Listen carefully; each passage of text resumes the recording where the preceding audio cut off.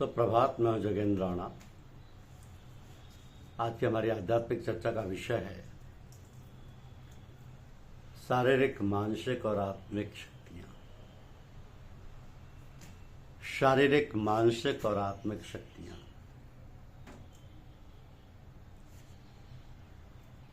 मनुष्य शरीर में 3 भाग हैं: शरीर, मन और प्राण। इन तीनों की अलग अलग शक्तियां हैं। शरीर में 10 इंद्रियां हैं। मन के संचालन से इनकी अपनी शक्ति है, जिसे शारीरिक शक्ति कहते हैं। प्रत्येक मनुष्य के हाथ पांव में चलने की, नेत्रों से देखने की, पेट में खाना हजम करने की शक्ति है।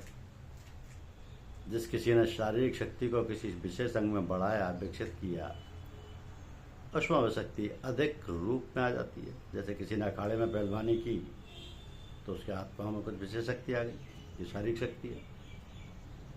अब पहलवान लोगों ने शारीरिक शक्ति बढ़ाने का अभ्यास किया और उनकी शारीरिक शक्ति बढ़ गई, तो स्थूल शरीर की शक्ति है। जिसने अपना शारीरिक बल बढ़ाया उसका शरीर पुष्ट हो गया। लेकिन शरीर विकसित होने से यह नहीं समझना चाहिए कि उसकी बौद्धिक शक्ति भी उसी अनुपात में विकसित हो गई, ऐसा नहीं। तो स्थूल शरीर की स्थूल शक्ति, सूक्ष्म शरीर की सूक्ष्म शक्ति है। मन में बड़ी शक्ति है। मन, बुद्धि, चित्त, अहंकार, इनका अपना अलग अलग कार्य क्षेत्र है, मगर ये चारों सूक्ष्म शरीर के अंदर हैं।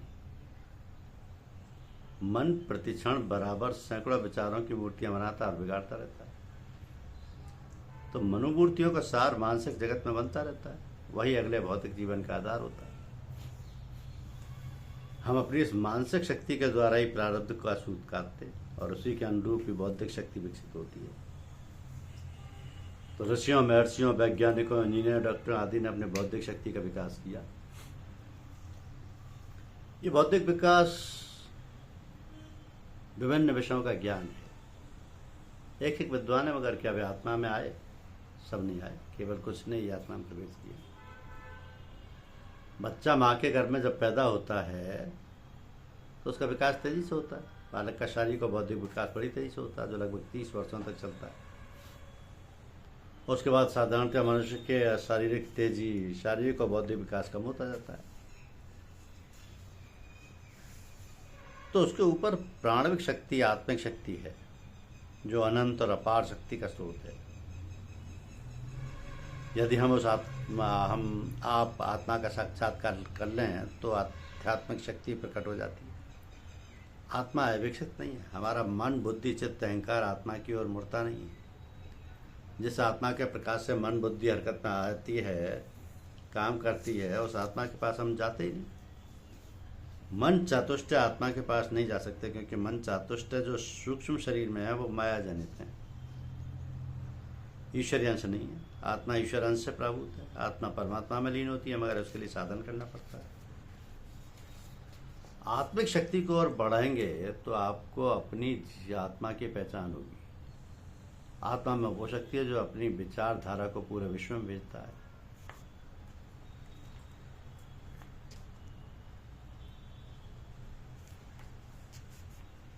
तो जितने जीव हैं उन सबकी आत्मा एक है, एक ही ईश्वर के अंश है। उसमें जो प्रवेश करता है उसमें वही शक्ति आती है। जिसमें महात्मा गांधी थे, सारी दुनिया को हिलाया। अन्य ऋषि मुनि हैं जिन्होंने भूमंडल में ईश्वरीय अंश, सत्य, अहिंसा, प्रेम, शक्ति, ज्ञान का प्रचार किया। आत्मा में ईश्वरीय शक्ति है। ईश्वरीय आपकी आत्मा है। आत्मा प्रत्येक व्यक्ति के अंदर कारण रूप में विद्यमान है। इस आत्मा को जो पहचान लेता है, जान लेता है, सत्य में जिसका प्रवेश हो जाता है, जो संसार के प्रत्येक व्यक्ति के अंदर प्रवेश पा जाता है, जो सत्वा रहा है, वह सबको प्रभावित करता है। अब ये 3 शक्तियां मनुष्य के अंदर हैं: शारीरिक, मानसिक और आत्मिक।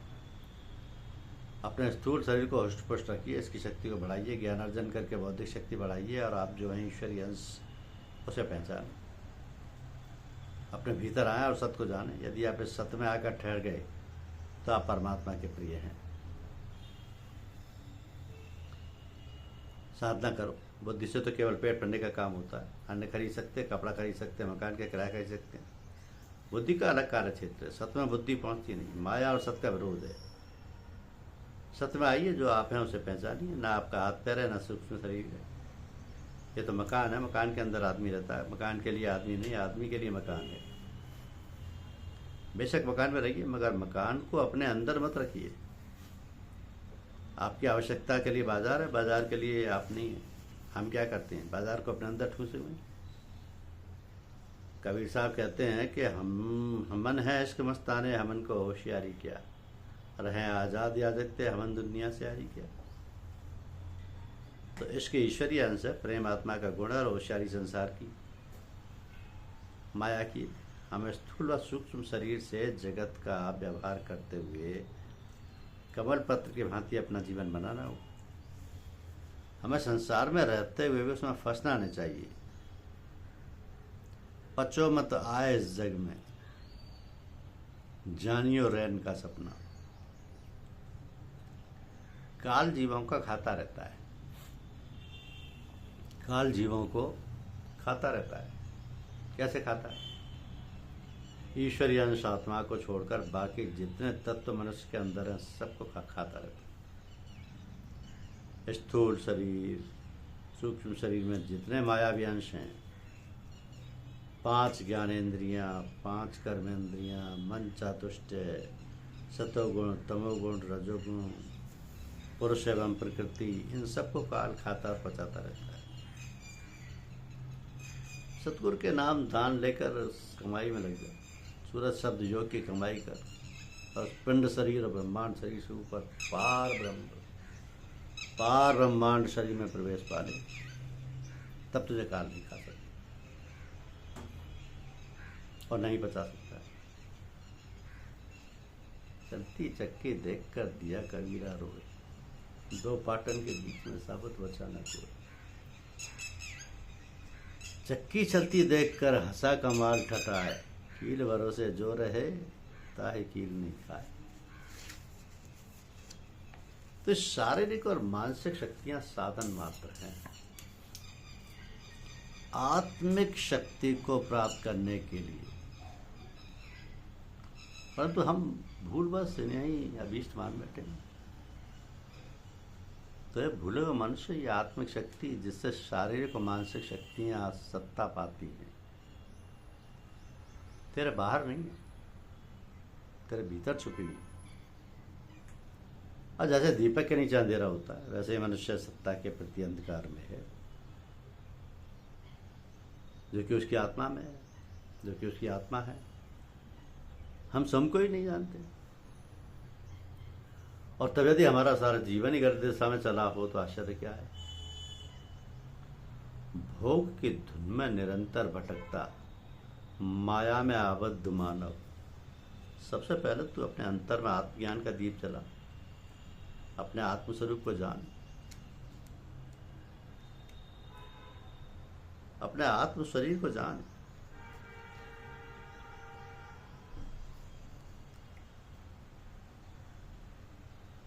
पूजा साधना में पश्चाताप का बड़ा महत्व है।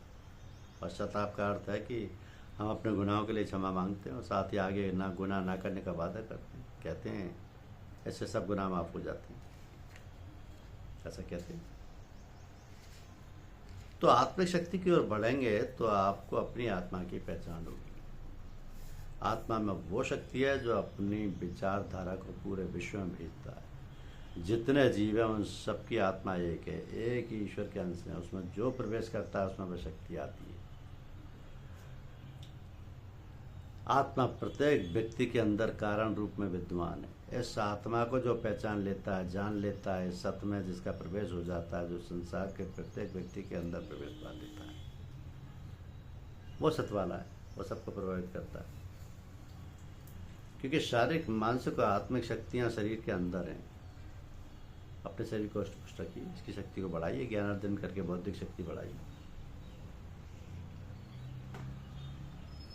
प्रेम आत्मा का गुण है और होशियारी संसार की और माया की। तो हमें स्थूल व सूक्ष्म शरीर से जगत का व्यवहार करते हुए कमल पत्र की भांति अपना जीवन बनाना चाहिए। हमें संसार में रहते हुए भी उसमें फंसना नहीं चाहिए। काल तो जीवों को खाता रहता है। ईश्वरीय अंश आत्मा को छोड़कर बाकी जितने तत्व मनुष्य के अंदर हैं उन सबको खाता रहता है। धन्यवाद।